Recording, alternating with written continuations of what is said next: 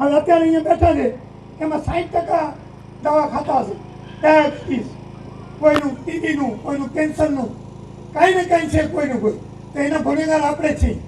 હવે અત્યારે કોપી તમે મગો આવ્યા, તલ આવ્યા, કે જ્વાર વાવી, બાજરી, કોયડ, ચોરા, કાંઈ પણ તલ, કોપીત વાવ્યા, કોપીત. એ વરસાદ પડે તો આપણું થાય. આપણે ખાતર ન કહીએ તો એ ઓર્ગેનિક થયું કે નથી? પ્યોર. 50 કિલો મગ રાખો, 100 કિલો બાજરી રાખો, જ્વાર રાખો, અને ઓછું ઉત્પાદન થાય. પછી તમારે ઘરે વધે તમે ખોટ લગાડો. તમારા તો અમે ખેડૂત બધા ખેતીવાડી આપણે જામફળ કયો, દાડમ કયો, ડ્રેગન ફ્રૂટ કયો, બધી વસ્તુ થાય છે. તો ઘર માટે તમે ઓર્ગેનિક વસ્તુ બધી રાખી દો. આપણે પ્યોર ચોખ્ખો બાજરો, જ્વાર, મગ, તલ, પ્યોર ઓર્ગેનિક એ તમે તમારે ઘર પૂરતું રાખી દો તો કમસે કમ આપણું સ્વાસ્થ્ય બરાબર હોય. પછી કોપીત ગુતડી હોય, પછી કોપીત ચરો એ પણ તમે રાખી દો. કોપીતનો વધારે નહીં, 2 ગાયું ઘર પૂરતું એનો કોપીત ચરો ખાઓ, બાકી સીમમાં ફરી આવે. તો કોપીત તમે દૂધ ગાયનું 50 રૂપિયા જાય છે, એ દૂધ 100 રૂપિયા જાય.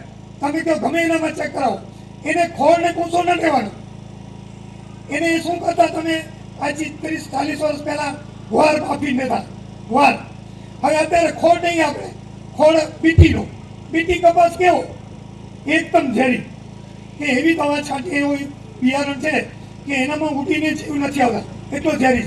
એના ખોળ કાઢી આપણે ગાયને ખવડાવી, ભેંસને, એનું ઘી ને છાશ પીએ. વાત કરી ઓર્ગેનિક, તો તમે ગુવાર બાફીને ખવડાવો. એક ગાય આપણી ઘરની હોય એનું દૂધ છાશ આપણે ઘરે વાપરી, અને તમે પ્યોર બોર્ડ લગાવો કે સાયરામાં છાશ 50 રૂપિયા, ગમે એનામાં ચેક કરો, પ્યોર ઓર્ગેનિક દૂધ 100 રૂપિયા તમારે ઘર કોઠે લઈ જાય, ઘર બેઠે.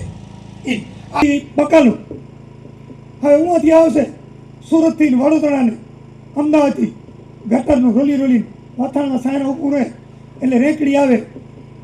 આ બધું બકાલું જે હોય, ટમેટા હોય, છાશ નાખે ને બધી ભાગી જાય. 1 કિલો આડ્યો, કિલો આડ્યો, બરાબર. એ ક્યાંથી આવ્યું, શું આવ્યું મને ખબર છે, બરાબર. પહેલાં ટમાટું ખાય ને બાજુમાં ધ્યાન ન કરે, બાજુ લુગડે પકડે, એનું છોડું ઉતરી આવતું. આજ તમે ખાઓ ને જાણે રબડ ખાઓ, રબડ ના ગોળે, એટલી એની જાડી છે. રીંગણા એવા 2 દિવસમાં 3 દિવસ તમે રાખી ન શકો, એ સાવ પોચા થઈ જાય, એનામાં શક્તિ જ નથી એ રહી શકે એવો. તો બકાલું આપણે વાડીવાળા છીએ, કમસે કમ ઓર્ગેનિક 4 બના.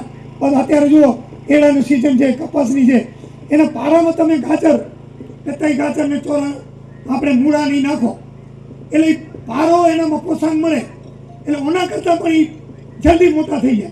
તો એ આપણે મેથી છે કે કોથમીરી છે, આપણે ઘર પૂરતું, વધારે તમે ન કરો તો કાંઈ નહીં.